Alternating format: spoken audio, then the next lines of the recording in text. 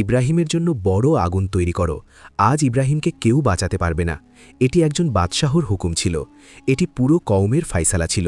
হজরত ইব্রাহিম আলাইহিসসালাম তার কওমকে বারবার বুঝিয়েছেন যে এই মূর্তিগুলো না শুনতে পারে, না বলতে পারে, না কোনো ক্ষতি করতে পারে। কিন্তু তার কওম তাদের বাপদাদার রীতিনীতির উপর অটল ছিল।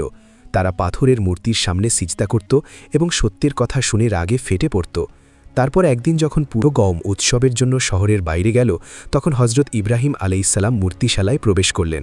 তিনি ছোট বড় সব মূর্তি ভেঙে ফেললেন, শুধু সবচেয়ে বড় মূর্তিটিকে ছেড়ে দিলেন, যাতে মানুষের কাছে সত্য পরিষ্কার হয়ে যায় যে যাদের তারা পূজা করে তারা তো নিজেদের রক্ষাও করতে পারে না। যখন মানুষ ফিরে এলো এবং তাদের উপাস্যদের ভাঙা অবস্থায় দেখল, তখন তাদের রাগ আকাশচুম্বী হল। তারা জিজ্ঞেস করল, এটি কে করেছে?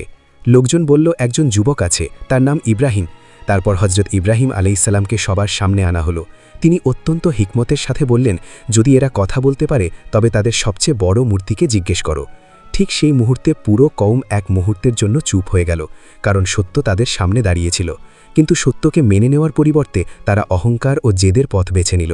তখন তারা সিদ্ধান্ত নিল, ইব্রাহিমকে এমন সাজা দেওয়া হবে যা সবার জন্য শিক্ষণীয় হয়ে থাকবে। একটি অনেক বড় আগুন জ্বালানো হলো। তা শিখা এত উঁচু এত উৎপতীয় যে কেউ তার কাছে যেতে পারছিল না। তাই হজরত ইব্রাহিম আলাইহিসসালামকে মানজানিকে বসানো হলো, যাতে তাকে দূর থেকে আগুনের মধ্যে নিক্ষেপ করা যায়।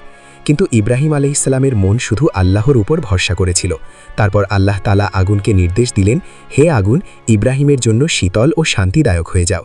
যে আগুন সবকিছু পুড়িয়ে দেওয়ার জন্য জ্বালানো হয়েছিল, সেই আগুনই আল্লাহর নবীর জন্য শান্তি ও নিরাপত্তার কারণ হয়ে গেল।